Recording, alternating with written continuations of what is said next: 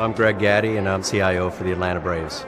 I have a monitor that we have on game days, and it shows a lot of statistics of what's going on in the environment. One of them is my RPO. In the vast majority of time, that's between 6 and 11 seconds. That's world class.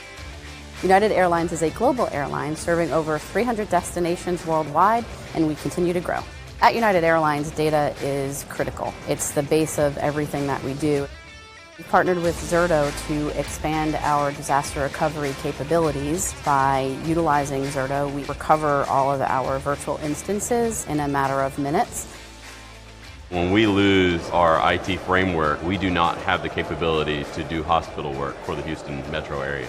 We can't accept new patients, things like ambulances not being able to go forward towards us. There's a lot of meat to the product, and it just continues to be better and better and better for every iteration that we've used.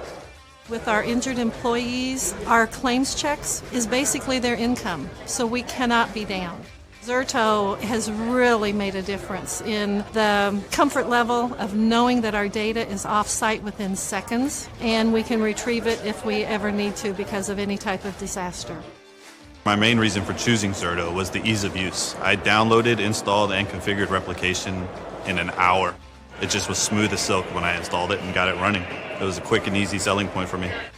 The reason I really love it is because of the ease of deployment, ease of management, plus there's a lot of flexibility. So we've used it to migrate workload from a remote location to our data center. We've used it for the lab instance capability to do some dev test in a way that would have been much more difficult for us. So the fact that we can actually leverage it for more than what we originally acquired it for has brought even more value to us. Now we're partially in Amazon. We're getting ready to explore Azure. We're getting ready to explore other opportunities, and Zerto gives us the capability and flexibility to go pursue those things. I consider Zerto to be a Swiss Army knife for me. Zerto has been really important in my approach against ransomware. The initial purchase was prompted by a ransomware attack 7 years ago, and since then we've developed Zerto along with a variety of other tools to protect us. So if I have a final thought on Zerto, just go and buy it.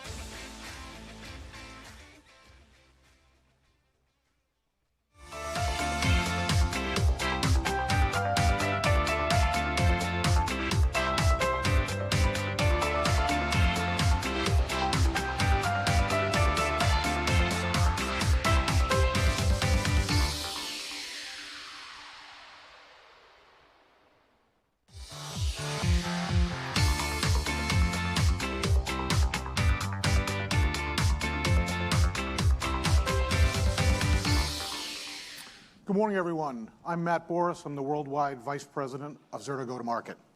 And I'm Caroline Seymour, Vice President of Product Marketing here at Zerto. So I'm excited to be here with all of you here at HPE's corporate headquarters here in Houston for our Zerto 10 launch. We are joined by our Zerto Customer Advisory Board in person, as well as some local customers and partners.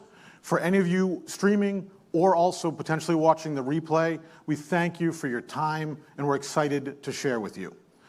We've been working hard on these new innovations, and we're bringing forth solutions to your cloud challenges, and one of our biggest areas is to help you develop strategies to combat and recover from ransomware.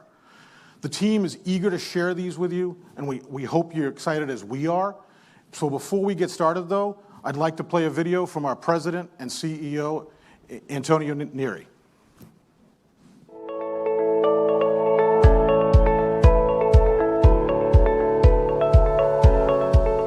Hello, I am Antonio Neri, President and CEO of Hewlett Packard Enterprise. Thank you for joining us today for the exciting launch of Zerto 10. When meeting with customers and partners, I frequently hear how critical it is for organizations to secure and protect their data no matter where it lives. But cyber attacks and ransomware continue to rise, threatening every industry and causing serious disruption. That is why today we are excited to launch the next evolution of Zerto and HPE cyber resilience and data protection solutions. These innovations mitigate adverse outcomes and reduce data loss and downtime so you can maintain focus on your strategic priorities. In just a few minutes, the team will unveil more about how today's announcements will help your organization achieve true cyber resilience. I thank you for being with us today, and I look forward to hearing your success stories in the weeks and months ahead.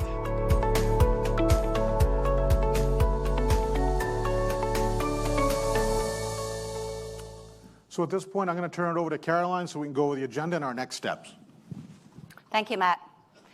So what I'd like to do is just spend a minute to talk about some of the top challenges that we're seeing and what we're hearing from our customers. As Antonio said, this is a problem that all organizations globally, and it's disruptive to the business, huge disruption. And these challenges that you see here, the top challenges that we're hearing from our customers. So if we just talk about each one of these, what we hear is, first of all, is of course, and no surprise, is the evolving nature of the threats, like ransomware as a service, new threat vectors, and so forth. But we're also seeing an increase in the number of disaster responses that have been triggered by ransomware. And actually, that was quite supported by a recent report by IDC that shared of the 61% of respondents had triggered a disaster response event due to ransomware and malware. The other key issue that we see is the speed of recovery. And of those 61% that had actually triggered a disaster event, it took them over a month, if not more, to be able to recover. So that's not acceptable today. And we understand that. And you understand in the fact that you need to be up and running much, much faster.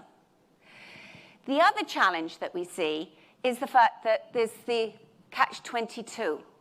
Do I pay? Do I not pay? And the problem is, even if you pay, are you getting your data back? According to a recent Surface report, only 4% of those that paid the ransom got their data back. But the other problem that has is, does it open up to more vulnerabilities to your organization if you pay the ransom? So it's another consideration and a challenge for you. And then, of course, the last one is about staying in compliance, keeping ahead of the compliance and regulatory requirements, as well as also the interpretation of those requirements too. And it's evolving very rapidly, as is this threat landscape. So we recognize in the fact that this is no longer just an IT problem or a security problem. This is a business problem. And what we're doing here at Zerto is to help you tackle this head on. And that's what we've been doing with developing with Zerto 10. We understand that prevention is not enough. It's critical, don't get me wrong, as is recovery is critical, but it's not enough. Organizations need to embrace resilience. And so resilience with Zerto is around these three key pillars: replicate and detect, isolate and lock, and test and recover. And so you're going to be hearing today, and I'm going to pass over in a moment to Deepak Verma, our VP of Products, to walk you through the innovations that we're bringing to you to meet this head on as it relates to these three key pillars. Deepak, take it away.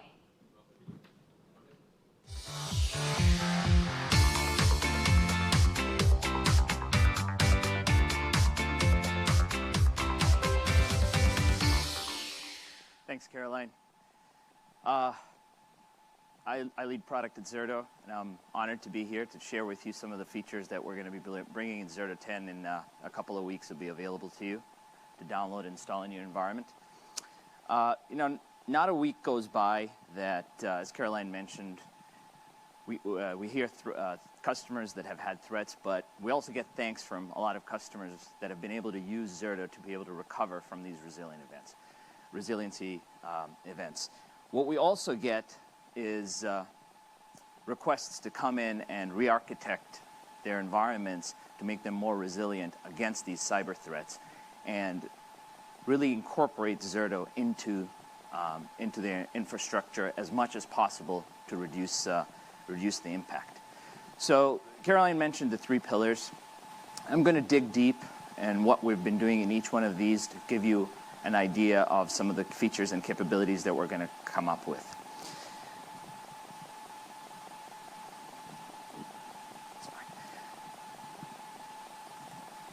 So the first area is around the replication and detection. Now the challenge that we have with detection in the industry today is you've really got 2 approaches, 2 global approaches. The first approach is you can overload production with lots of agents and detectors and slow down production with the hopes of catching anything malicious in the environment. The other approach, and I think it's the more common approach, it's the easier approach, is let me use a secondary copy of data. Backup software is already capturing that data every day.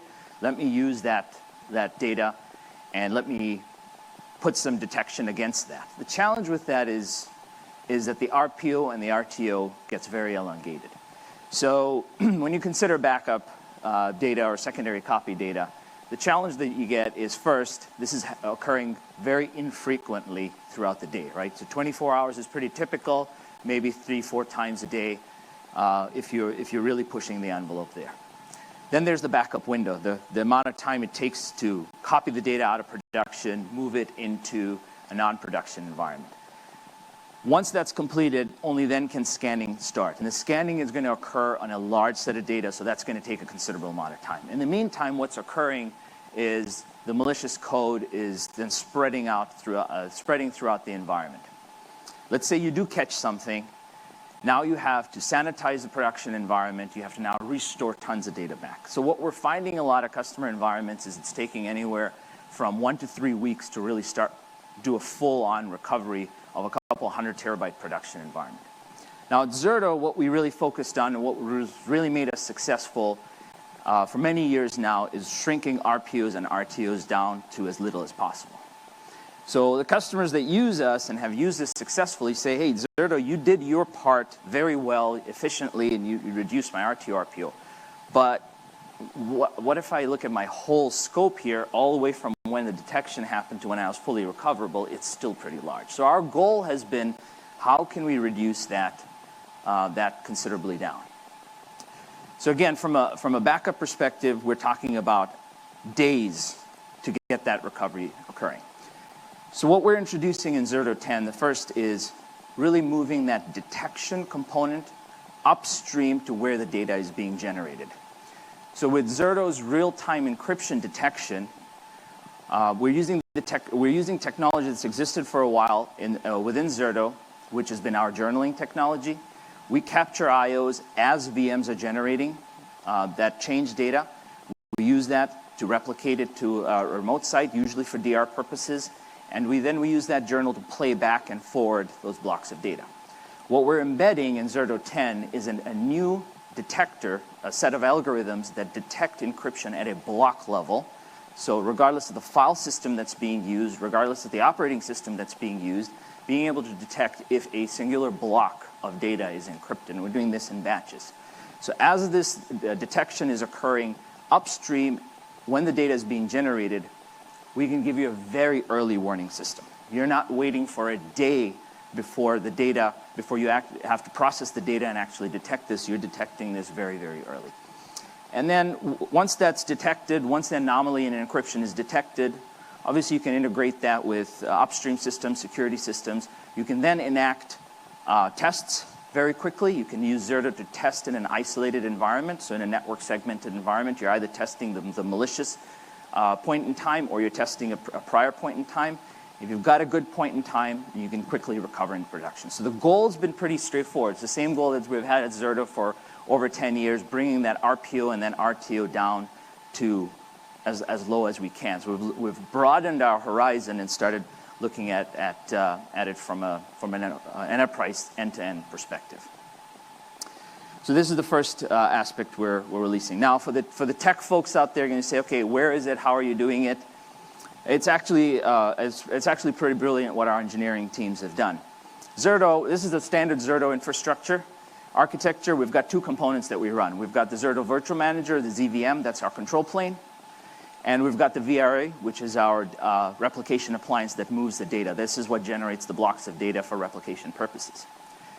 We've embedded the inline detector at the VRA level.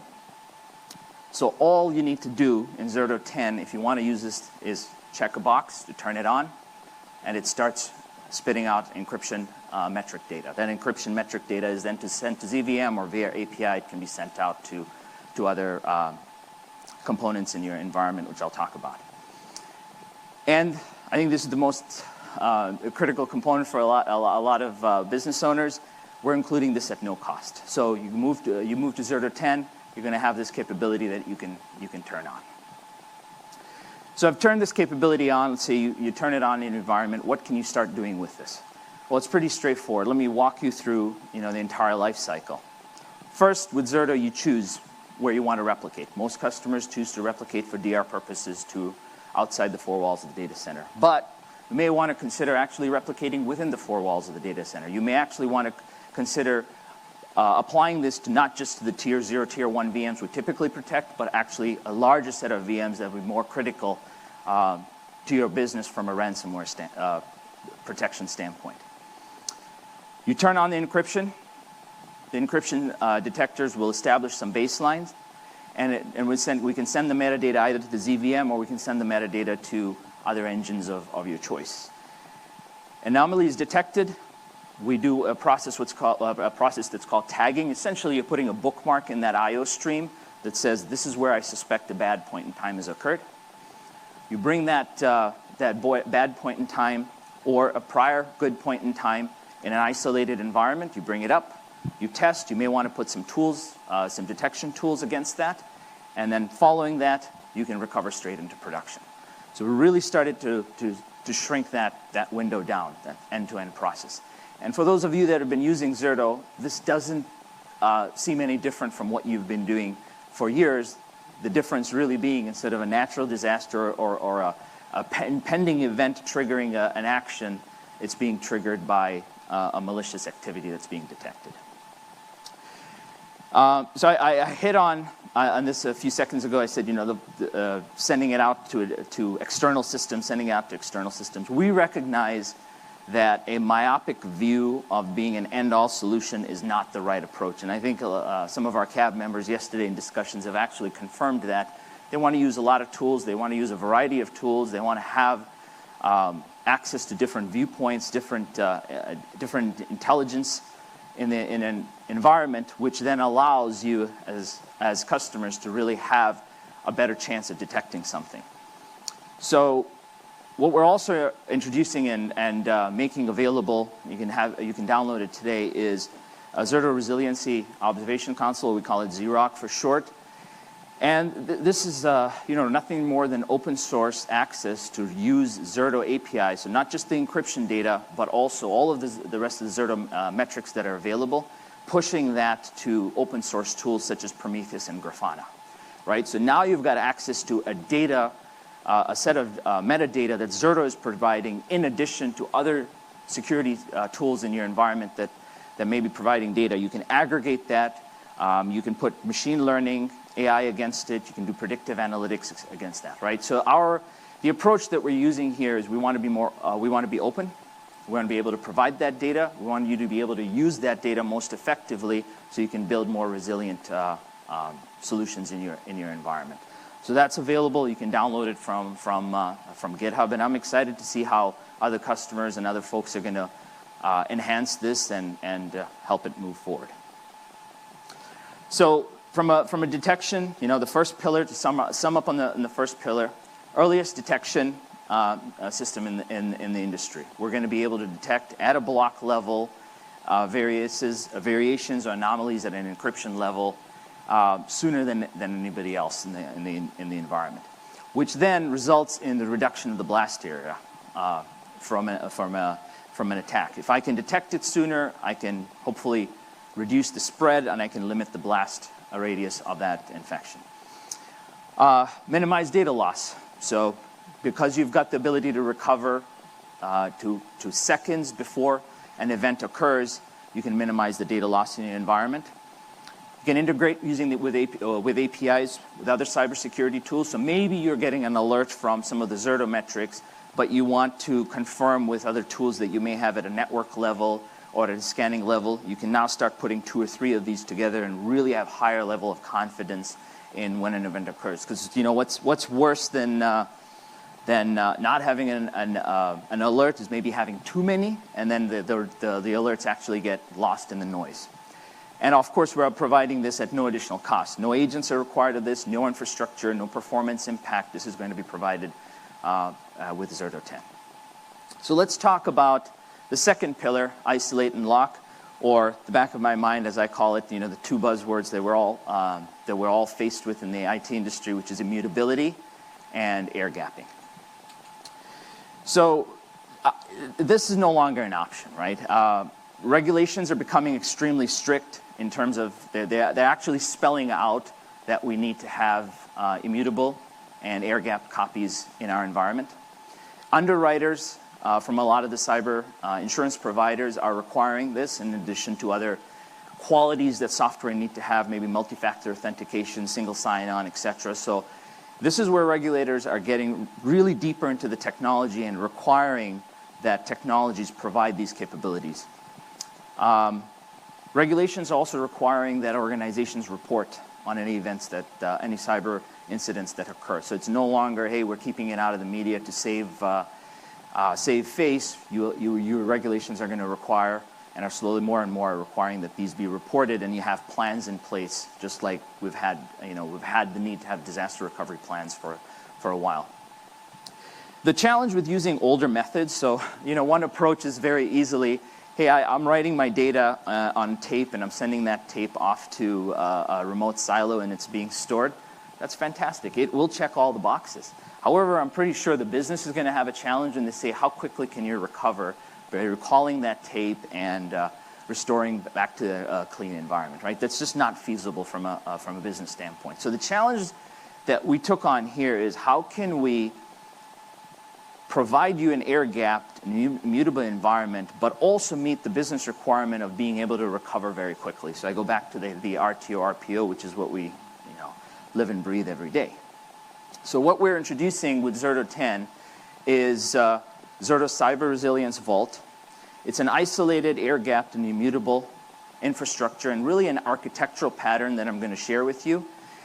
And it builds on both Zerto technology and HPE's technologies to provide you with what we think is the quickest way to recover, to not only isolate your data and protect it, but also to be able to recover it. So you'll meet the regulatory check boxes for immutability, for air gapping, but you'll also meet the business requirement challenge of saying, can you recover within a very short period of time? So I already flashed this up a few minutes ago. We talked about the standard Zerto setup. Obviously, we've got the encryption, inline encryption detection happening. The slight variation to this architecture is the journal now, the journal data and the recovery data, we're actually storing it on HP Electra boxes, right? And there's specific qualities that we're looking for in this in the infrastructure, and we've validated this pattern. What we do in a production environment is introduce this vault that includes networking, compute, as well as storage sitting in a box. So think of it as a data center in a box sitting in your data center. And what this does is it's connected via a direct connected network between the 2 storage arrays that is periodically open and closed, right? So this is where we achieve air gap, and I use the air quotes because the link is established at a point in time and it's removed. This link is data path only and occurs from Electra to Electra systems. When the link opens from the inside, not from the outside of the vault. When the link opens, all of the data, including the Zerto journals, are copied over to inside the vault, where most of the compute infrastructure is offline. None of your VMs are running, so there's very little chances for an infection to spread.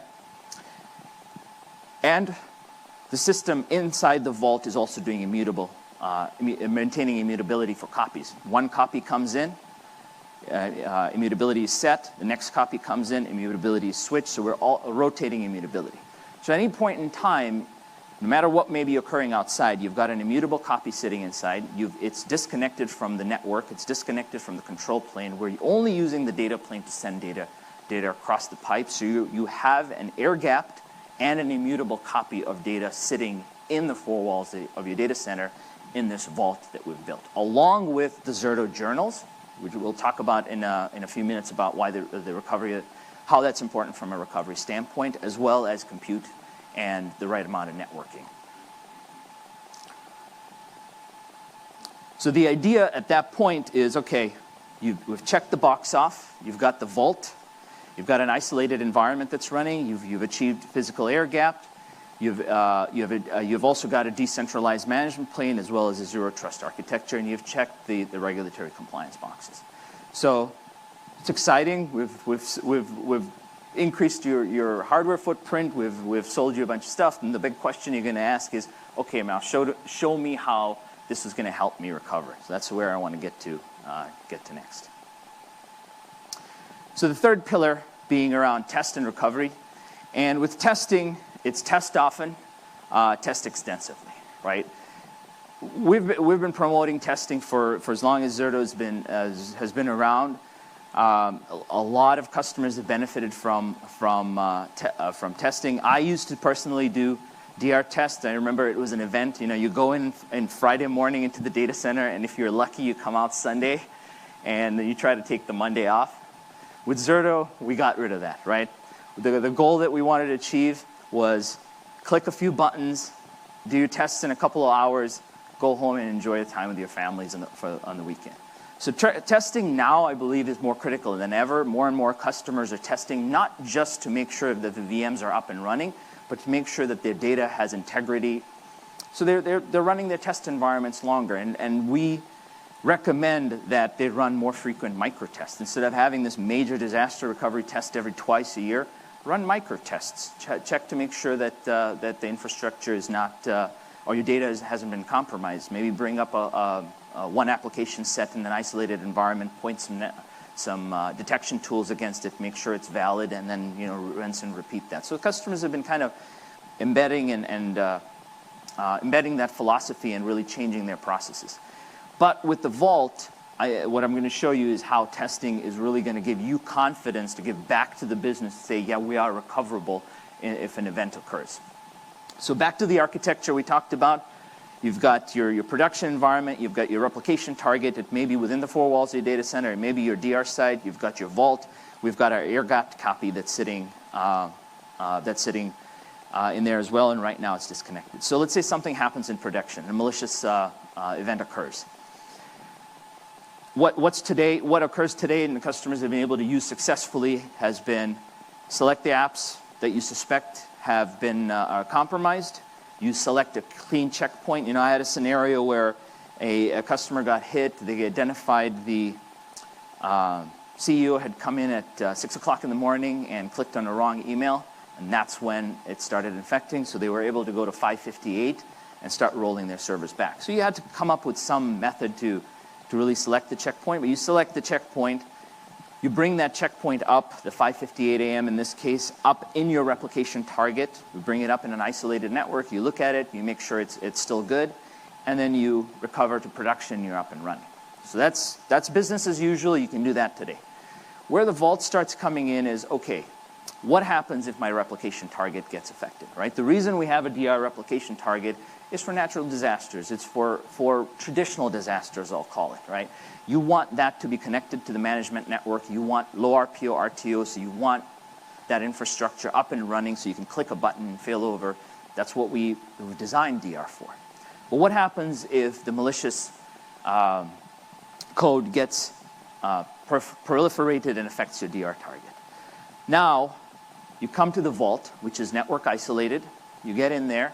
So, we're talking about old school, actually getting in there, physically bringing up the console. Hopefully, you're still not connecting to the network. It would be a good idea not to do that, or jump boxes. We've got an immutable copy sitting inside the the Electra data stores. We bring that immutable copy up. We mount the VMFS file systems from the immutable snapshots. And then now we bring up vCenter, we bring up the ZVMs. So the malicious code could not have spread there because there was no compute for it to spread on. So that's one level of protection you have. You bring this up, you power it up, you power Zerto up, and then you still have the capability of using those Zerto checkpoints to roll back to a known good point in time. So let's say during the last cycle you somehow got data into the vault that got affected. You can come to a previous point in time where the journals were good and start bringing that up. You can quarantine in there. You can run network tools, whatever tools are necessary, whatever you deem and you have in your environment. And then you can, go back one. And then you can start recovering in the vault. When you're ready, all you have to do is connect that vault to your network and off you go, right?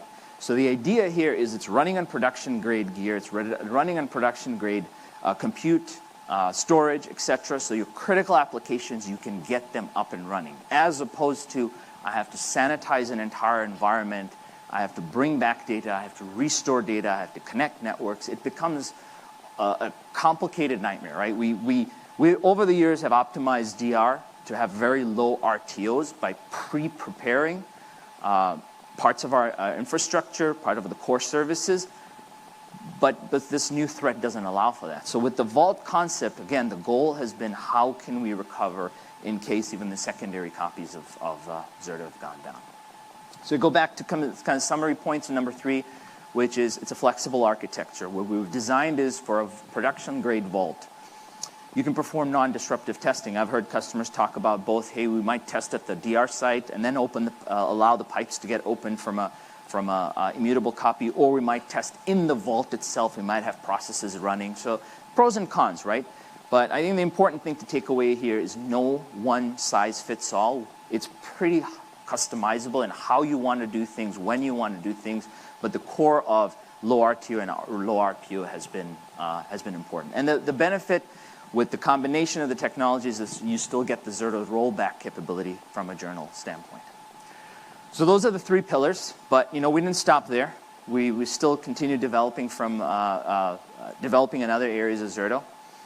And this one is looking inwards. So with Zerto 10, the Zerto Virtual Manager, the appliance that I talked about that has management control plane, is going to be Linux only. You will not have a Windows version for it. So before the folks take a deep breath and say, what does that mean for me? We are providing you with a migration tool, migration utility that will migrate you from your existing version, which is running Windows, to the Linux version without needing to recreate any of your protections. So no downtime in terms of RPO, RTO losses, no need to recreate all your protection groups and your replication setup. You'll be able to migrate to the knee appliance. And the knee appliances, it's using Linux. It has cloud-native components under the covers. And first and foremost, because it's appliance-based, it's going to ease your management quite a bit. Upgrades, updates, deployments, troubleshooting is going to be a heck of a lot easier than the traditional MSI installers. It's hardened. It's running on a hardened Linux kernel. A lot of the non-essential services are cut down. So what we've done is reduced our attack surface as well. So if you're going to use Zerto as the tool that is the first point of recovery, we want to make sure our attack surface is reduced as well. And it includes multi-factor authentication, role-based access control, integration with IDP, so you can really tighten down the security. We talked about the migration utility, so before you take a gasp and say, oh no, I have to learn a different platform and really change the way I'm doing things, we've made it very seamless.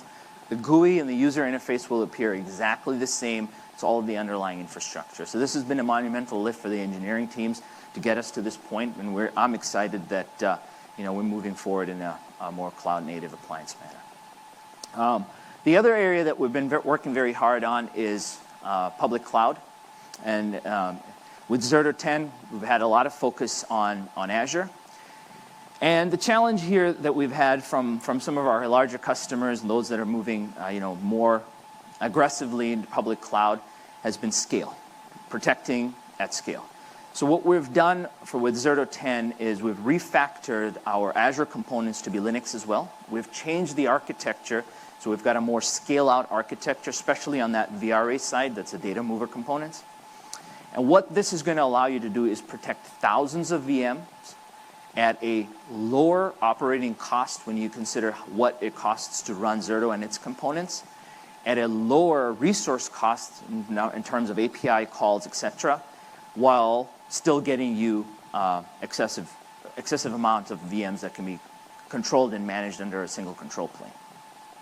What we're also announcing is the ability to use this new multi-disk consistency API that we worked with Microsoft and they developed.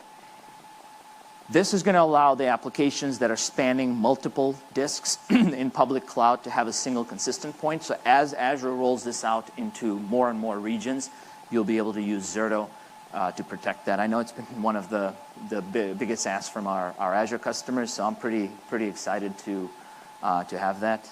I think I can hear the virtual clap from online. So what we end up with Azure is we want to make it as as an on-prem experience as much as possible. You end up with using Zerto exactly the same way you would on-prem, both from Azure as well as in Azure, and even with migration. So you end up with a complete architecture, and I'm pretty excited about the scale because it's been an ask from a lot of our customers to say, if I'm doing thousands of VMs on-prem, I would like to do thousands of VMs in cloud. So there's enhancements there, obviously. And this will be available in the marketplace. So for those that have want to use their Azure credits in order to purchase Zerto, you'll be able to do that off of the marketplace and then consume those credits for the Zerto technology, deploy it, which will make deployment a lot easier from the marketplace as well. All right, so let me sum up really at a high level. First thing, our real-time encryption analyzer. I'm specifically proud that you get an open API on the end of it, so then you can start using a lot of that data and consuming and incorporating that data. The cyber resilience vaults to make sure that you've got an air-gapped and immutable copy, but more importantly, it's a production-grade immutable copy so you can get up and running very quickly. The secure appliance, the ZVM appliance, which reduces our attack surface. So this is the trifecta in my mind of really giving you a better end-to-end ransomware resilience story. And then lastly, the scale that we've been doing. Obviously, we've also improved our internal scale components, but along with that, public cloud scale components as well. That's what we have from a product side. And again, this is high level. Look forward to all the release notes of Zerto 10 that'll outline all the other enhancements we've done. But these are the ones that made it to main stage. Thank you.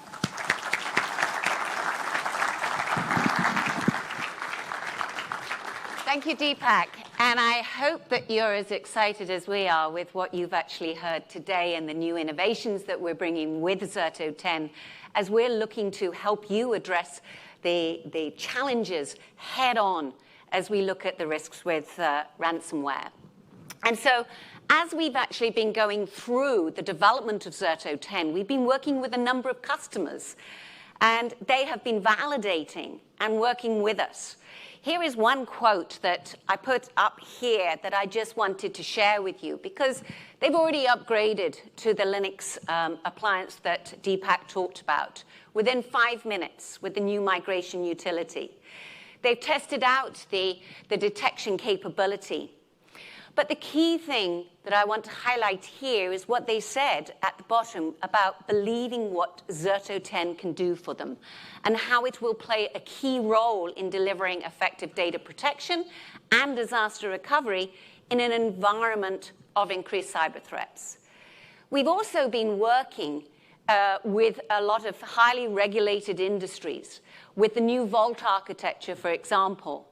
And what we're hearing from those customers is the fact that this is giving them the confidence that they are going to be in a much stronger position to be able to identify and mitigate ransomware and to have that confidence to proactively meet the risks that are presented to them with the challenges that they're faced with. These are great testaments to what we're delivering with Zerto 10. And I will, at the end, share with you how you can actually get the benefits of Zerto 10 and how to actually get started. But what I'd like to do now is to bring up Kevin Cole, who is the Technical Marketing Director here at Zerto, where he is going to have a conversation and will introduce our special guest speaker, Kevin Mitnick. Please come to the stage, Kevin.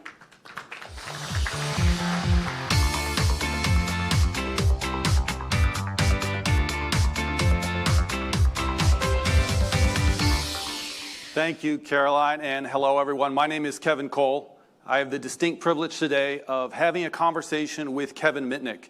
Kevin is arguably the world's leading authority on hacking and social engineering. Kevin is currently the CEO of Mitnick Security, where he and his team of ethical hackers have a 100% success rate in infiltrating and compromising the systems they've been paid to test. Kevin is also the Chief Hacking Officer of KnowBe4, the industry's leading security training and education platform. Before we start the conversation, let's learn a little bit more about Kevin Mitnick. You can roll the video.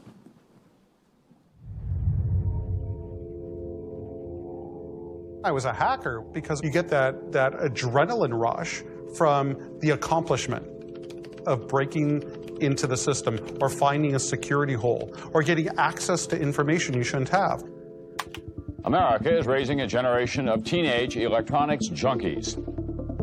It was in the early 80s that, for the first time ever, the public came to understand computer hacking as something nefarious and dark. The FBI realized that these hackers have skill sets that federal agents and even local law enforcement don't know how to combat. And the government's reaction is to form cyber squads. Kevin's case was the catalyst for that. Kevin Mitnick, probably the world's most notorious cyber thief. Kevin ended up as the poster boy for computer crime. The hacking of America. We've reported time and time again on massive computer hacks, everything from government secrets to data stolen from millions of retail customers. We wound up in a situation where we're incredibly vulnerable. And maybe if we had listened hard enough to people like Mitnick, we would have built these systems a little stronger. This is a story about obsession and unauthorized access, and that really pissed off the FBI. You, sir, were once considered the world's most famous hacker. You're the most wanted man in computer crime, correct? Yes. Okay, you're a consultant now, but at one time you were, let's see, you bypassed the security systems of Motorola, Sun Microsystems, and Pacific Bell. Yes, I did. You served jail time for this. How much? 5 years. 5 years. And a year in solitary confinement. Why a year in solitary confinement? You don't look like a dangerous guy. I'm very dangerous. No. The prosecutor had told a judge during a bail hearing that I could pick up the telephone and connect to NORAD and whistle the launch codes and launch a nuclear weapon. And because of this, the judge actually had a special order that I'd have to be held in prison without access to a telephone. So the only place they could put me was in solitary confinement. So I was there about a year. Could you do that? Because that would be badass. That would be badass. Yes. And I was playing this cat and mouse game with the FBI because I must have been a little bit crazy. And as they were you actually taunting them? Not taunting them, but I was watching them through the cellular phone system as I was able to work out their telephone numbers, and I hacked into the cell phone system so I can keep track of where they were. So if they got close to me, I would go farther away. That's a good plan. It's a really good plan. Where does American ingenuity come from? It comes from creativity. It comes from people doing things that haven't been done before. The kind of people who are going to start Apple Computer and revolutionize an industry, very often that means that they're going to do things which are going to be out of bounds. And that's why a lot of companies actually hire Kevin Mitnick right now to protect their jewels. My case has brought a lot of awareness to companies, security awareness. Hey, there's threats out there, you need to do something about it.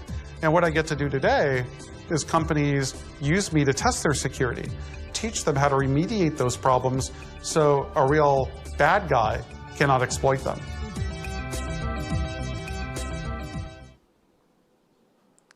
Kevin Mitnick, welcome to the Zerto 10 launch event. We're so happy you're here. Oh, thank you for inviting me. It's a fantastic opportunity to be at the Zerto 10 product launch, and I look forward to having a great conversation with you.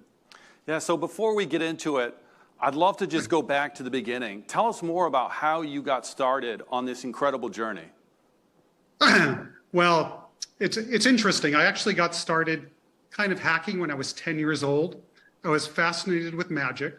So on the weekends and after school, I'd pedal my bicycle to a local magic shop in Los Angeles, and I would just sit there in the magic shop and I'd watch the sales guys, the junior magicians, perform their tricks to obviously sell to customers. At the time, my mom was a single mother. She would be working 2 jobs as a waitress, and she couldn't afford to give me the money to buy these tricks. So I'd have to learn the secret by watching these guys. So I'd spend a lot of time in the magic store. And eventually, if we fast forward to high school, I met this kid who could do magic with the telephone system. He was involved in a hobby called phone phreaking, which to me, that's kind of the predecessor to computer hacking. If you recall, Steve Jobs and Steve Wozniak started building blue boxes right before they started Apple Computer. So they were actually involved in the hobby as well. And this kid that I met was just like, he was like a magician. He can call up certain areas of the phone company, get my mother's unlisted telephone number. If somebody changed their number, he can get the number. He had a special, and that was using social engineering, by the way, and that was my initial introduction to social engineering. And he had like these secret numbers that phone techs only knew. Like, for example, one was called ANI, where you can call a secret number and a computer would read back the number you're calling from. And mind you, this is the 70s. And of course, I was just hooked on it, and I became interested in phone phreaking. And then another kid in high school said, hey, Kevin, with all this interest in amateur radio, which is ham radio, and phones, maybe you'd like to take this introductory computer class they're giving this year. And I was kind of, how is that going to help me, with my hobby of phone phreaking? But I thought I'd give it a try because I knew that the phone company was moving from electromechanical switching systems to electronic switching systems. So I was introduced to the computer science instructor, and the first thing he asked me, he goes, are you a senior? No, freshman. Have you had calculus? No. Have you had advanced algebra? No. Have you had physics? No. And he just goes, listen, yeah, you don't meet the prerequisites for the class. I can't let you in. And then my friend, sorry about that. Then my friend actually says, why don't you show Mr. Chris what you can do with the telephone? So we walk into this computer lab, and mind you, it had a VIC-20, a Commodore 64. They had this Olivetti 110 baud terminal, and they used it to dial up to a PDP-11 running Ristus-E. This is back in the 70s, and that was manufactured by DEC. And the phone that he used to dial up didn't have a phone number on it. And he asked me, hey, I'd love my wife to be able to call me during my lunchtime and recess and all these sort of things. Could you get me the number? And of course, I dialed the secret number. I give the instructor the phone. Here's the computerized voice. Read back the number you're calling from. And this guy just goes, wow, this is incredible. And he goes, you know what? I'm going to waive the prerequisites and allow you into my class. And I'm sure today, Kevin, he regrets that decision, guaranteed. So the first programming assignment he gave the class was to write a Fortran program to find the first 100 Fibonacci numbers. And to me, that was kind of boring. I wanted to do something magical. So I learned about the operating system, Ristus-E. I went to a local university, and I worked on a program that I could run that would simulate the operating system, because how students and the instructor would log into the computer is they would dial up, and a person would log into the system, and then they would just type log out, and the next student would go ahead and sign in, then maybe the instructor. They would never hang up the telephone connection. So I developed a program, I think it's kind of one of the first phishing programs, that would actually grab the user's credentials and it would go ahead and log them in. And it took me a long time to code this tool because I've never developed code in my life. This is the first time. So I perfected the program. I ran it on the terminal in the school, and I pretty much got 80% of the students' credentials, but most importantly, I got the instructors. So I had something that I could potentially use to kind of freak them out. So next day, he's walking to everybody's desk to pick up the homework, the Fortran program, the 100 Fibonacci numbers. And he gets up to my desk, and I have nothing. He goes, where's your work? I said, I didn't have time to do it. He goes, what do you mean? I let you waive the prerequisites, allowed you into my class, and you're not even doing the work? I told him, hey, I wrote a cooler program. And he goes, what are you talking about? I said, isn't your password Johnco? He goes, whoa, whoa, whoa, whoa, whoa. How did you get my password? And then I said, I wrote a program to steal it. And I hand him the green bar printout, if you can remember Kevin, green bar, hand him the printout. And I just wait for his reaction. And he's looking at the code. And he gets this huge smile on his face and goes, this is awesome. And he shares the code with the other students, actually. And he gives me a bunch of pats on the back. So this was the ethics taught to Kevin Mitnick, that it's cool to hack. Speaking of, I don't want to get you in trouble with the FBI again, but what is your favorite hack of all time that you've done? Wow. I did a few of them, Kevin, so I'm thinking. I have to say, when I was 16 years old, and this is where I actually hacked into McDonald's. Now, mind you, it wasn't for a free Big Mac. What I worked out is, since I was really interested in radio communications as a ham operator, I worked out how I could electronically and remotely take over their drive-up windows. So when a customer would drive up, rather than getting the guy with the headset, they get me. And you could imagine how much fun you could have as a 16-year-old kid, right? So customers would drive up. Can I take your order, please? They give me their typical order. I'd say, hey, you're the 100th customer today. Please drive forward. Your order's absolutely free. And then, of course, being a bit immature, as a 16-year-old, I'd see other customers drive up. I could clearly see into the vehicle from my vantage point. I'd see that they're a bit overweight. And they would drive up and I'd say, welcome to McDonald's. Can I take your order, please? And they'd say, oh, Big Macs, quarter pounders with cheese, fries, the apple pies. But of course, they'd always get the Diet Coke with that, by the way. And then I'd say something like, well, based on the make and model of your vehicle and the weight of the occupants, we suggest you change your order to the McSalad. But that wasn't my favorite one. My favorite one is when the cops would drive up. Cops would drive up, and I'd key down the radio, go, hide your cocaine, hide your cocaine. And what ended up happening is the manager of this McDonald's runs out into the parking lot. He's looking at, into each vehicle, actually, trying to figure out who's tampering with the system, and he can't find anything. And eventually, he walks up to the drive-up window speaker, bends over, and peers inside, and I key down the radio, and I go, what the hell are you looking at? And this guy flies back about 5 feet. So I think that is hands down one of my favorite hacks. So let's fast forward a little bit. Fast forward to today. You spend a lot of your time talking to organizations all around the world. When you are working with and talking to CISOs and security teams, what's most top of mind for them today? Well, it's kind of different. So if I'm dealing with a CISO, for example, they're focused on risk management. What are the financial risks? What are the strategic risks? What are the reputation risks to the business? And what can you do for the business that's going to mitigate that risk? And that's where I have to, come up with provable data that could show how, for example, red teaming and penetration testing could help the business mitigate risk. And by the way, in case the audience, doesn't know, that's what I focus on today is red teaming and penetration testing from the offensive perspective.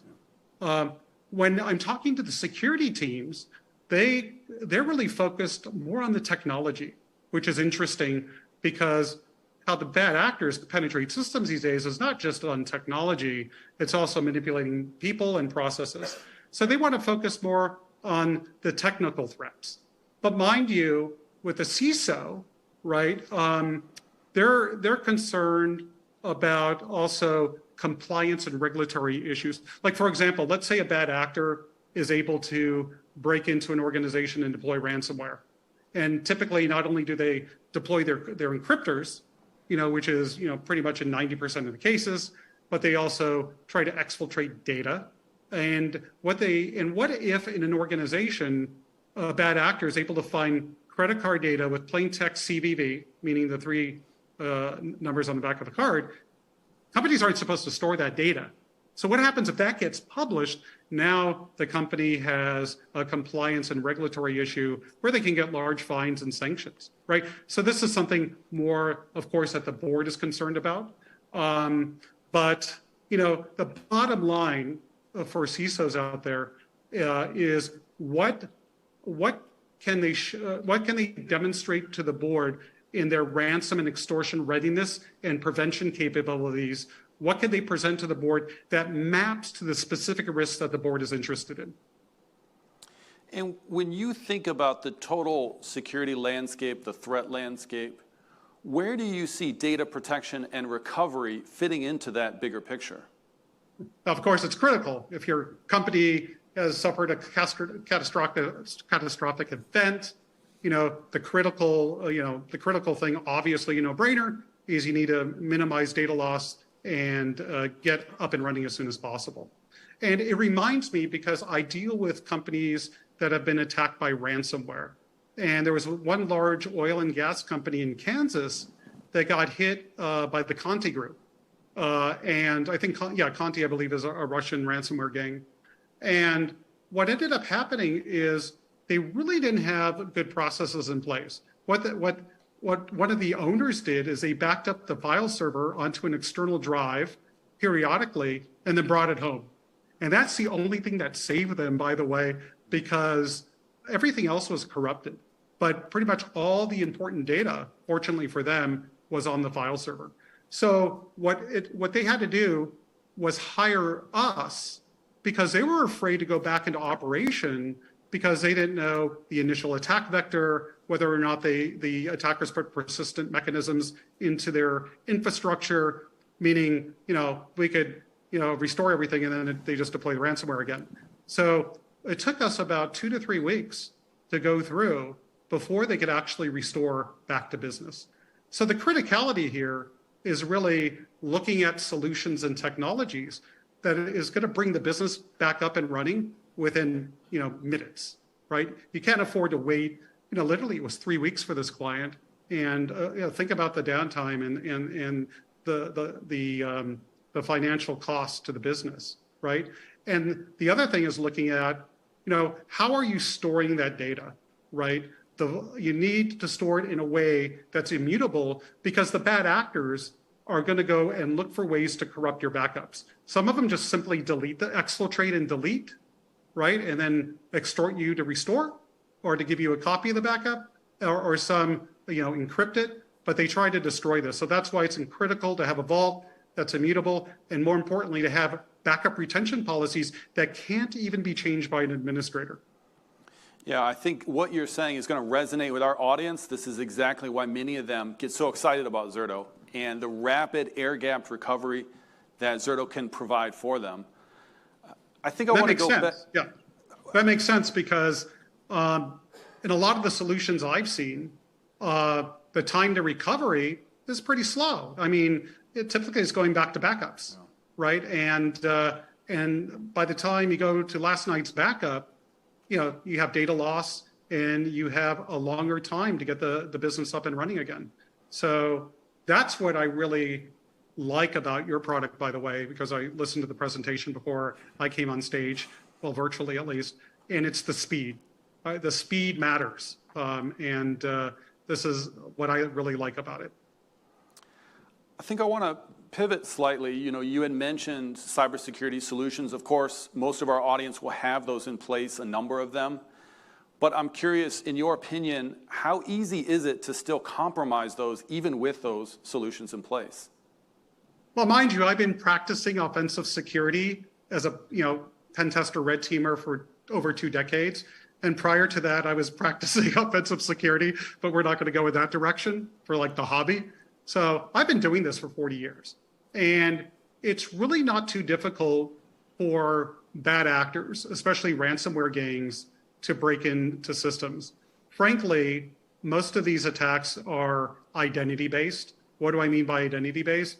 Is they find passwords in data breaches. They're able to do what they call password sprays. A password spray is where you pick some passwords and you spray it across every user in the organization. We do this on red teaming exercises, and I'm so surprised how well that actually works. So a lot of it has to do with identity and social engineering tradecraft. That's always the fallback. It's interesting with my team, if they're actually testing a client and they get stuck, they say, hey, Kevin, can you just call them up? It'll take 5 minutes, call them up and, and have them do something that could get us a foothold on the network. And typically when I do it, it's pretty much 100%. And that's not to say, hey, I'm the greatest at doing it.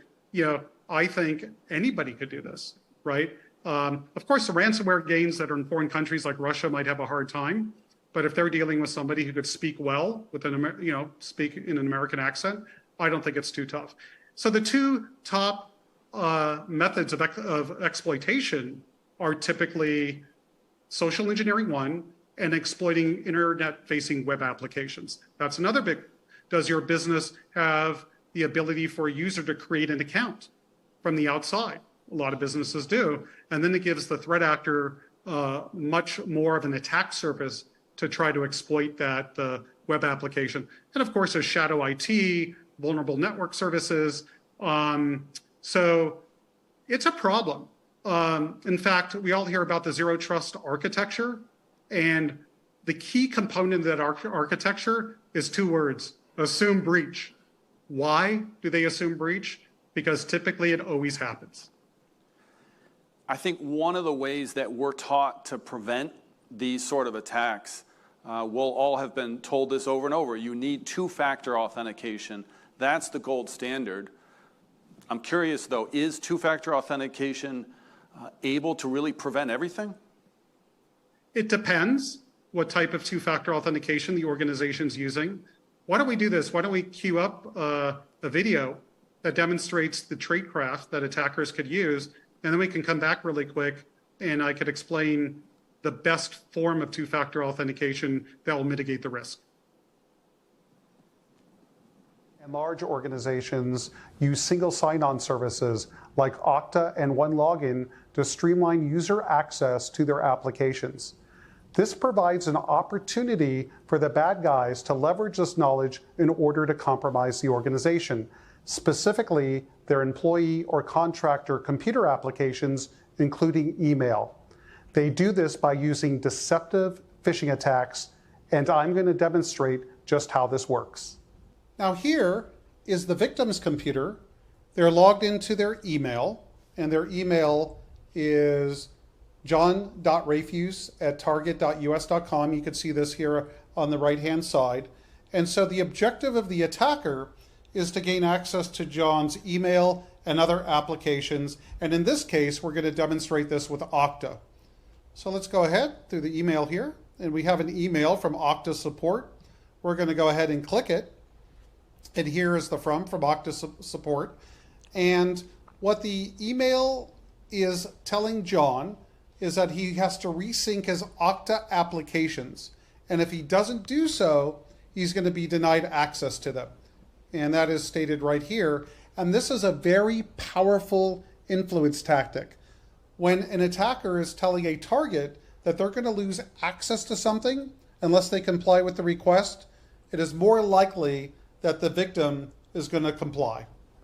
So, before we go ahead and click the link as the victim, I want to show you something. We're going to hover over the link, which is a button here, and on the lower left-hand side of the browser, you'll see that it's going to a link at okta.com.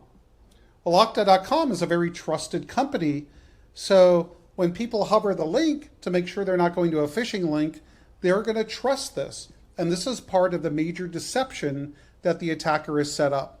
So let's be the victim and follow through. So we're going to go ahead and click the link. And now we're going to have to authenticate to resync those applications. So let's go ahead and put in our username. Let's put in our secret password.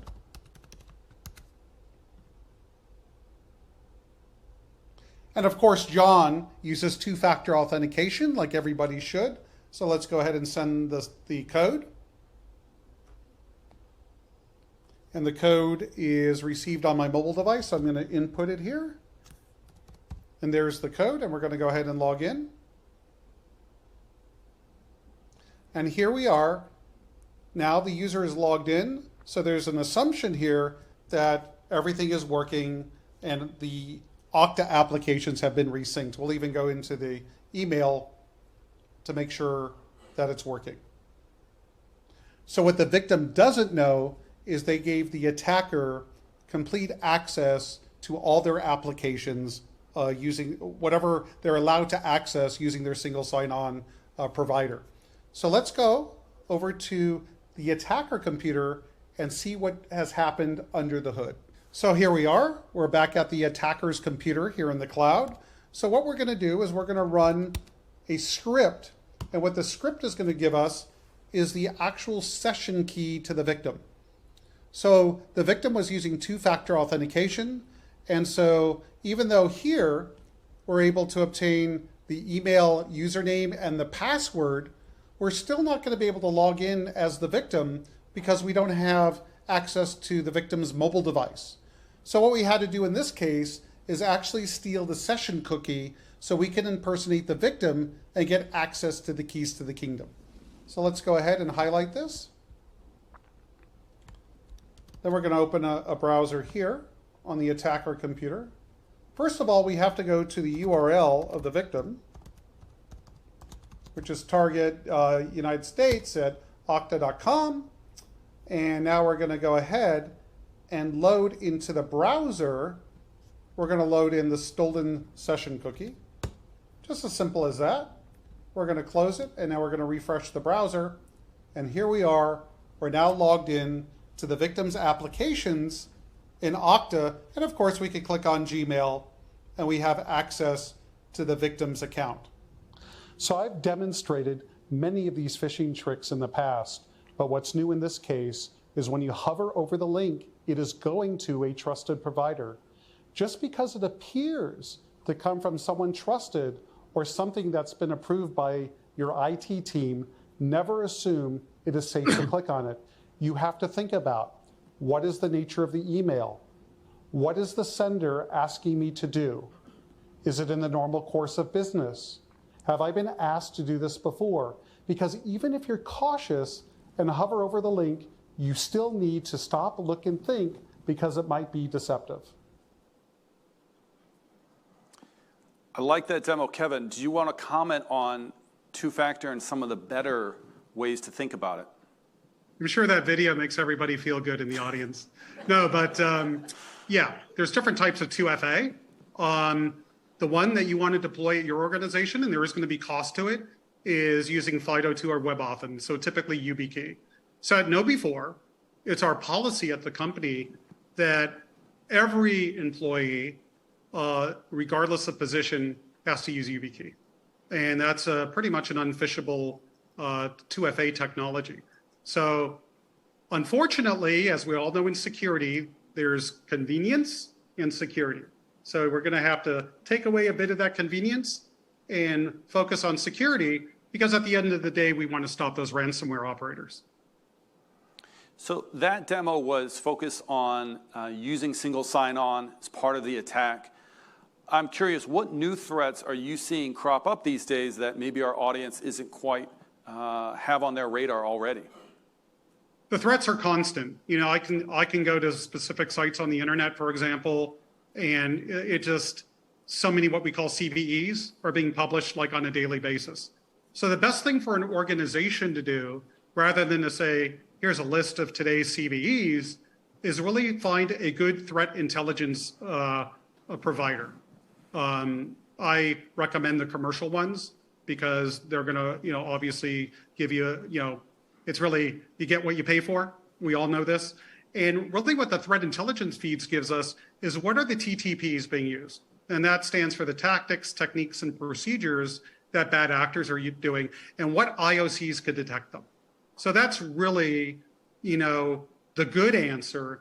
Now, think about threats. Back in 2019, Paige Thompson, I think is the name, hacked Capital One, right? And what Paige was, being an ex-Amazon engineer, was able to find a vulnerability in AWS for Capital One and it was called a CSRF vulnerability, server-side request forgery bug. And what that allowed Paige to do was run commands that would be executed on the firewall, and then was able to retrieve credentials and then exfiltrate data, right? And the data was extremely important, and this is all in the news. I don't have to go through that data. So companies now have to not only think about on-prem, but what's in the cloud, right? How are they going to protect their cloud assets? Because I see ransomware, and I did a demo on this a couple of years ago called Ransom Cloud that showed how a bad actor could deploy ransomware to like your Office 365 and encrypt your email. Is I really see bad actors figuring out, it's more complex, how to deploy ransomware in the cloud. What do you have to protect? What do you have in your organization that's going to mitigate that risk? Also, the Lapsus group, they were bribing employees to install remote access software to give out credentials. What about now bribing employees or getting disgruntled insiders to deploy ransomware payloads in cloud environments? And sometimes ransomware, by the way, isn't just to get the payoff. We have nation state threat groups and they want to create a diversion. And the real thing is to make it look like it's a ransomware attack, but it's not. It's to infect the supply chain or to backdoor source code, right? So you have to think about those possibilities. Bad actors are using tools like Azure Hound is a great tool. The tagline for it is how to get global domain privileges faster, right? So we use this in pen testing. And persistence, right? Bad actors stay persistent in a organization's network so they can get all the financials, all the insurance policies, all the data to help them negotiate for a higher ransom, right? So what we have to do, obviously, is do the opposite of that and figure out how they're maintaining persistence and kick them out. And think about this. I was just testing a large oil and gas company last week, and we were able to get in. And what I did is I installed a copy of AnyDesk, which is like TeamViewer, and they didn't catch it. Would you be able to catch this in your organization? If I install TeamViewer or AnyDesk on one of your servers, would you see it? So you really have to think about these issues to mitigate the risk. Kevin, I think, as you know, we have in the audience a lot of sysadmins, engineers, and so on. What advice would you have for them in their day-to-day jobs? Get more people. No, just kidding. Well, you have the prevention and you have the detection. Let's talk about, the recovery side is really building a comprehensive incident response program. I see a lot of orgs that don't have that in place, and when something bad happens, they don't know where to go to. And you have to have an attorney that you can call to deal with it. You have to have, for example, if you're going to turn this over to law enforcement, you have to have a chain of custody. You have to make sure you're not going to do anything that could destroy evidence or corrupt the evidence so it can't be used in a criminal prosecution. And you have to know, well, who's authorized to make a payment? Are we authorized to make a payment? What are the OFAC issues in case it's a Russian ransomware operator with sanctions? Basically crisis communications, who's going to do what, right? And that's from more of a, that's not obviously a technical, that's more of a process mitigation. But from a technical side, I always talk to sysmins about identity, because the number one way a bad actor is going to get into the organization is compromising identity.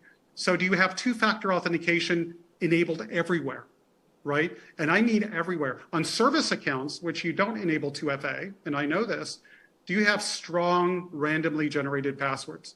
And I know this sounds like a no-brainer, but where companies fall is by failure to abide by best security practices. It's really unfortunate, and I see it all the time in our testing, is we always find these flaws, and we bring it to our clients' attention, and they fix it. Knowing where your most sensitive and valuable data is. As a threat actor will probably be able to find it.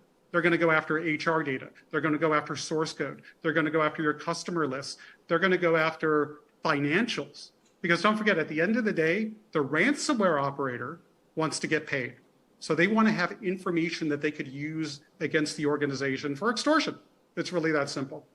But I always talk about zero trust network architecture. It's not a product that you could just go buy and deploy. It's actually a very painful solution to install because it's quite complex. But what it does is it prevents lateral movement. So if an attacker is able to get into an endpoint of a user, what we hope to do is prevent that lateral movement. And of course, stress testing your technology through red teaming and penetration testing, stress testing your incident response, actually having mock exercises that actually test response time and your ability to respond to a ransomware event, and that also includes recovery. So Kevin, I want to get to another demo here. The context is a story I think many of us will have heard about Colonial Pipeline, the attack they had. They were a victim of ransomware, and it was reported that that was due in part to poor password management. So for example, they used valid credentials that were exposed, leaked on the web, and those were used in the attack. Just really, how common is that, and how do attackers use valid credentials in that manner? Yeah, let me show you. Really quick, I want to show you how quickly we can crack passwords, even though you think they're complex. And then let's run that, and then we'll go over and I'll show you how bad actors are able to obtain information on data breaches. So what I would like you to do is, Kevin, is pick a word. Let's pick a word, and we're going to add stuff to it. Let's do pickle for this one. Pickle.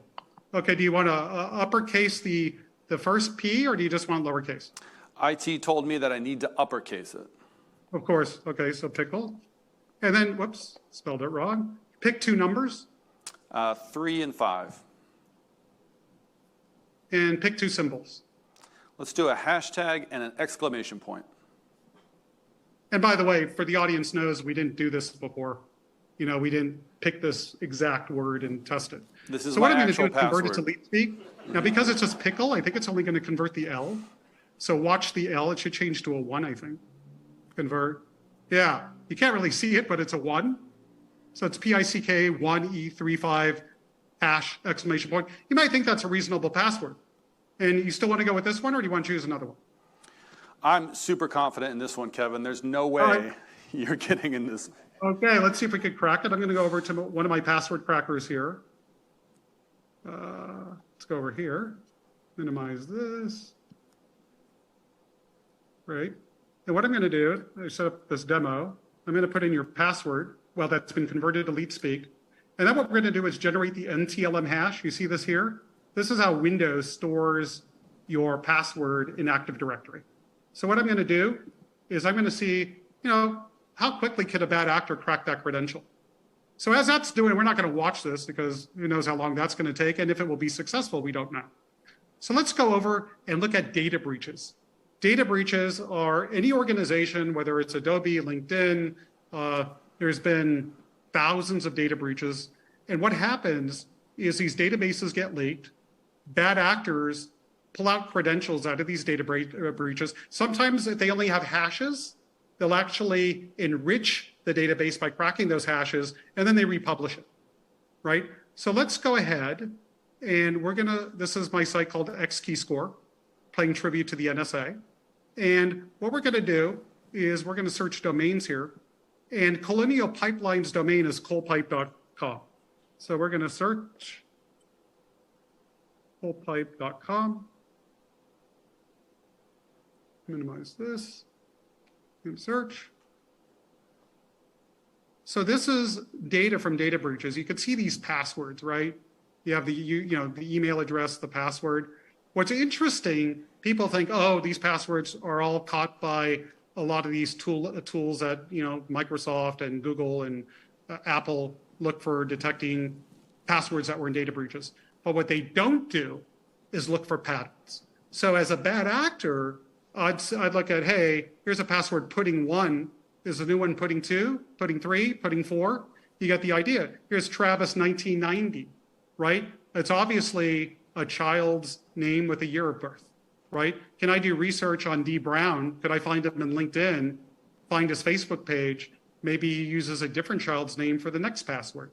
We don't know. But actually, it's not only for passwords, which are of limited use, it's for patterns that are extremely useful, right?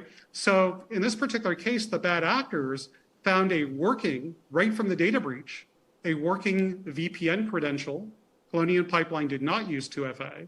So now they were able to VPN to the network, and then we're able to use technical tradecraft to escalate privileges in their network and then deploy their ransomware payload, and we all know the rest of the story. So pretty much every organization I've ever tested has leaked credentials. First thing we do when we're doing a red teaming engagement is leverage this data to see if people are using the same or similar credentials. Let's go back to our password cracker, see if we got lucky. Whoops. We're gonna go to the window here.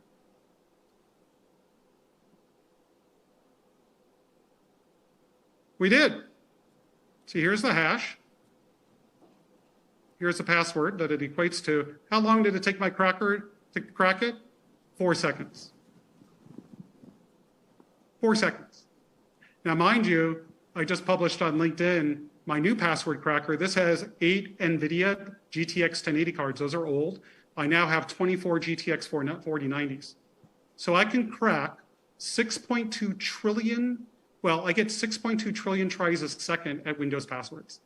So unless your password's really good, I'm going to get it. So there you go. I can tell you I'm not letting you anywhere near my laptop, but thank you, Kevin. I'm curious along that vein. You talked about some of the mistakes that companies have made, individuals have made. What other sort of misunderstandings or repeated mistakes are you seeing over and over these days? Oh, wow. Let me tell you about 5 customers that I could think of. First one was a cargo airline. And we did a pen test. We were able to get in through social engineering. We got into their internal network. We were trying to escalate privileges. We found a vulnerable F5 device. And through this vulnerable F5 device, I was able to terminate SSL on their Exchange server. So when anyone would log in, I'd be able to intercept their credentials. And I just simply waited for a domain admin to log in. It was really that simple. And I went ahead and I put it into the report. I think 2 or 3 years later, I tested that client again, and I was able to get in through a SQL injection vulnerability. And through the SQL injection vulnerability, I decided I'm going to go check out that F5 and see if I can, maybe there's a new bug that I could find, or let's check it out. So what I realized is they didn't even patch it. And this was a critical vulnerability where I could log in as root because F5 made a mistake and they used the same private key in every F5 appliance. So now the F5 private key was out. It was, a novice can do this. And I call up the guy, I call up my security contact. I go, hey, I just compromised you again with your F5. Why did you hire me to do it again? I mean, I told you about this 3 years ago. And he told me that his management wouldn't allow him to reboot the device. And I'm going, well, you got to really remediate the issues we find. Otherwise, pen testing is a waste of time. And you know what I did, Kevin, is I shot myself in the foot. They never hired me again because they probably just hired some other company. Who knows? Oil and gas company just tested them a month ago. This is the 5th test. On every test, and the recommendations would be firewall administrator endpoints. Because if I get into your network as a authorized pen test, I'm going to go after the admins because they have the keys to the kingdom. You know what? Only 1 out of maybe 30 of their IT staff actually took my advice. So I was able to compromise them the same, right? They didn't listen to the advice because if I get domain admin privileges and I could just, map a drive to your endpoint, well, it's going to be game over. Multi-billion-dollar retailer. How did I get in? And this was like the 4th pen test. Again, using social engineering tradecraft, using a pretext that we're resyncing their applications in Okta. And not only that, is the people I would target, I'd search LinkedIn and have my team look at LinkedIn to only target people that started within the last 3 months, right? So now we're hitting new hires with a sophisticated phishing attack, and the new hires probably weren't trained yet when they were onboarded. And again, for the 5th time, was able to break in through social engineering tradecraft, again, over and over. And finally, using weak passwords. Medical organization that we tested on multiple occasions. just couldn't get past doctors and nurses and other medical staff using weak passwords, so we're able to break in through a password spray. Let me ask you the flip side of that question. Of the most well-protected companies that you've worked with, what do they all have in common to stay ahead of the curve? Well, good processes, well, good technology processes and training their people. You know, it's really they have to focus on all three areas. I'm sure you've heard the three processes. I'm sorry, people, processes, and technology over and over again. It's really true. But where organizations use very strong credentials, well, I take that back. I always recommend using a passphrase without any complexity rules, like I ate lunch at Subway today, with a period, with the spaces. Very easy to remember, but very difficult for a bad actor to crack on a cracker. Using FIDO2-based 2FA, makes it really hard for us to get in through social engineering. External web applications, making sure that if they buy an off-the-shelf product, that they can go to that company and get a report on the security that's built into the product. Did they use the SDLC, the Secure Development Lifecycle? If you do it internally, are you using secure frameworks? Are you actually testing the product on a periodic basis, because web apps are typically updated all the time? Do you have a team that that has eyes on the product from a security perspective at each update? Because there's a development stage, but at the implementation stage of web apps, there's a lot of what we call broken access control that really has to be looked at. We don't like but we don't like when we're playing the red teamer is well-trained employees that could detect our attacks. Whether that's phishing, whether it's vishing, and whether these companies have really good detection in place, through SIM products and other products. I was just testing a company and I did something very simple. I disabled Carbon Black on one of the endpoints, and their logarithm SIM sent the administrator an email. I deleted the email out of the admin's inbox so he wouldn't see it. But that morning, he actually looked at the console and sent me a Slack message, hey, was this you? So I was caught. Companies that do, adequate penetration testing and red teaming, they're harder because those red teamers, if at an expert level, find the bugs, and hopefully the company does mitigate those. I found one customer that was harder because for their Active Directory logins, they wouldn't use like a normal username. They'd have it, their initials appended by their employee number. So now the threat actor has to go through the extra step of figuring out not only the password, but the username. And I believe a lot of these companies do tabletop exercises, purple teaming, breach simulations. The real bottom line here is a good offense is a good defense. For our last demo here, I want to bring up something maybe not everyone has in mind. We think about attacks and people getting in over email, compromising servers, things like that. But I'm wondering about phones, the devices we all have every day. How are attackers using phones these days as part of a broader attack strategy? Well, they're using it to actually trick you into providing your 2FA. So this is a risk for an organization or even for a consumer that uses SMS, essentially text messaging, for 2FA off. And I developed this tool because we were testing a client that we learned that was using SMS, and we were able to successfully compromise them by using this tool. So why don't we go ahead and roll the video and take a look at how we did it. I'm going to demonstrate how we conduct a fully automated phishing attack. Let me show you the setup here. On the left side of my screen, we have the victim's mobile device. So during the demonstration today, the service that we're trying to compromise is going to send a two-factor authentication code to this device via text message. And you'll see how this integrates into the demonstration in a moment. Let's go ahead and switch over to the attacker computer. Over here is where we're going to initiate the fully automated phishing attack. So we're going to start up the Chrome browser. It's going to pop up here on the left side of the screen, as you can see. And during the demonstration, I want you to pay close attention to what's happening in the Chrome browser so you can see how this attack has been fully automated.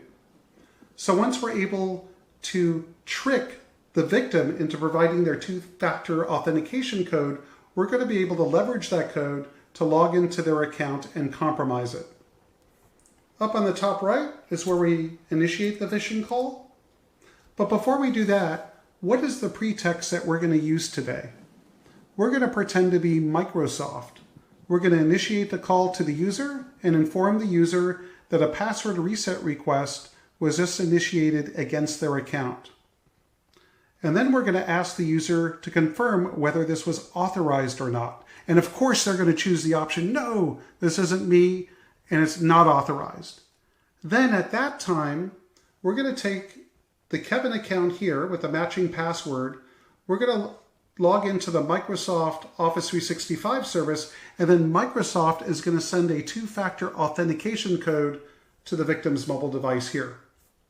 Once that's done, we're going to request that the victim provide us the two-factor authentication code to verify their identity. Once they do that, we're going to inform the user that the password reset request is being ignored and their account remains unchanged to tie up the loose end. Let's continue. We have two voices we could use, a male voice or a female voice. And today we're going to use a female voice. I was fortunate enough to be able to hire Pat Fleet to do these voice recordings. Who's Pat Fleet? She's been the voice of AT&T for the last 30 years. She's done most of the voice recordings and prompts. So when someone gets a call and they hear the voice, they're going to go, oh, that's the AT&T lady. So the call is going to appear to be more legitimate. Let's go ahead and launch the phishing attack.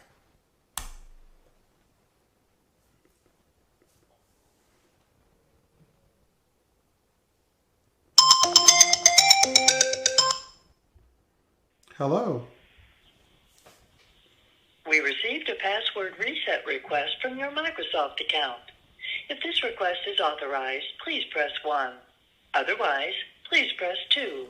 Well, of course, this is not authorized. We're going to press 2, and then you'll see the system try to log into the Kevin account, and then Microsoft is going to send the two-factor authentication code to the victim's mobile device. To verify your identity, please enter the code we sent to your mobile device. So let's go ahead and look at that code. The code here is 353065. But what we're going to do first is put in an incorrect code to see what happens. 1, 2, 3, 4, 5, 6. You'll see down here that the code will fail. The code you entered is incorrect. Please re-enter the code we sent to your mobile device. So until the victim enters the correct code, the system is going to keep telling them that it's an invalid code and to try again. So let's go ahead and enter the correct code. The code you entered is incorrect. Please re-enter the code we sent to your mobile device. So that's 353065. And you'll see it will log into the account automatically. And then we're going to inform the user that the password reset request was ignored and their account remains unchanged.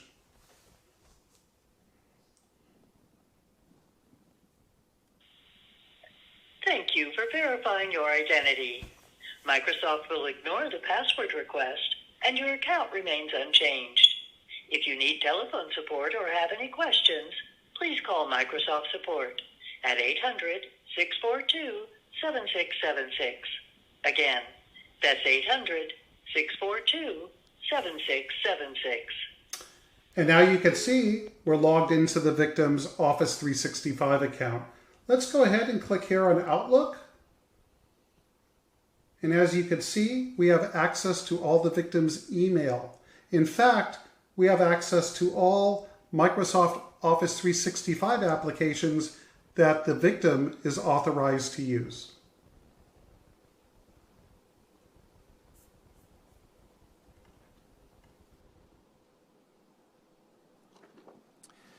Kevin, unfortunately, that is our time for today. But before we end, I want to throw it back to you. Any final thoughts for our audience today at the Zerto 10 launch?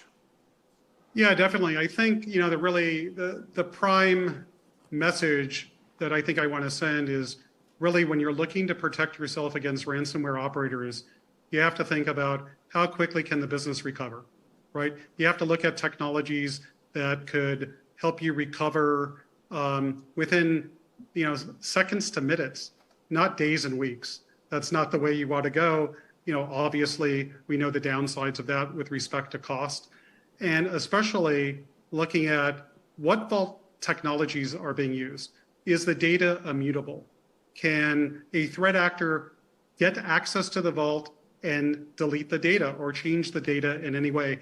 And most importantly, is data retention policies. Are these locked? Could an administrator log into the vault and change those? Because bad actors typically will compromise an admin's workstation, grab all the keys to the kingdom, and use stolen session cookies to connect to the vault, right?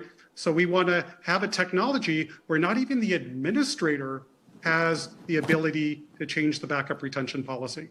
So I wish everyone out there the best of luck and to stay safe. Kevin, thank you so much. I appreciate you being here. It was great talking with you, and we appreciate your time. With that, I'm going to wrap and turn it back to Caroline Seymour. Thank you. Thank you, Kevin Mitnick, and thank you, Kevin Cole. And that was incredibly insightful, if not somewhat scary. And I think all of us are probably going to go back and change our passwords now. So thank you for that. That's phenomenal. So what I'd just like to do very briefly is just summarize what we've heard today. And I think in the fact that, as you can see, this whole threat landscape that we have that we're dealing with, that what we're delivering with Zerto 10 is to really help you address the challenges that you're faced with this threat landscape. And so we're adding and have provided with Zerto 10 new real-time detection, allowing you to get the earliest warning so that if you do need to recover, you can recover fast. As the last line of defense, we've introduced the new Zerto Cyber Resilience Vault to ensure in the fact you have got an isolated, air-gapped solution so that you can recover. And then we've introduced a new secure appliance. And we've done that too with a migration utility to make it easy for you to be able to migrate as fast as possible. And lastly is supporting your journey to the cloud is we've added additional enhancements and new capabilities with Microsoft Azure and at scale. So I did say to you that I would actually spend just a minute. I'm going to give you one more minute to just let you know how to get started. Now, if you're a customer, thank you. Migrate to the new appliance. As I say, we've got a great migration utility to be able to get you there as fast as possible so that you're more secure. Upgrade to Zerto 10. You get all of the new detection capability that Deepak was talking about at no additional cost. So why wouldn't you upgrade quickly to Zerto 10? And then engage with your account teams to talk to us about the Cyber Resilience Vault. And if you're new to Zerto, welcome. Take a look and maybe even try out our hands-free ransomware lab, because you can, in a safe environment, actually practice recovering from ransomware with Zerto. Request a demo or a 14-day trial, or just talk to us. We're ready to take your call. And then for everybody, you are on a landing page right now. For those of you actually virtually, not in the room, but on the landing page, we have a lot of new assets, a new Gorilla Guide of real-time ransomware detection and recovery. We've got what's new in Zerto 10 as a summary, more information about the vault, and more information around the detection capability.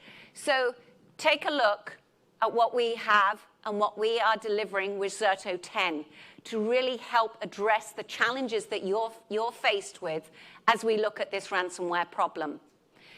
And I just want to leave you with one last thought. Our mission and our goal is to deliver continuous protection for you, for any app, any cloud, any threat. And I want to thank you for your time today and I hope that you have found this information useful and you're excited at what we're delivering with Zerto 10. Thank you.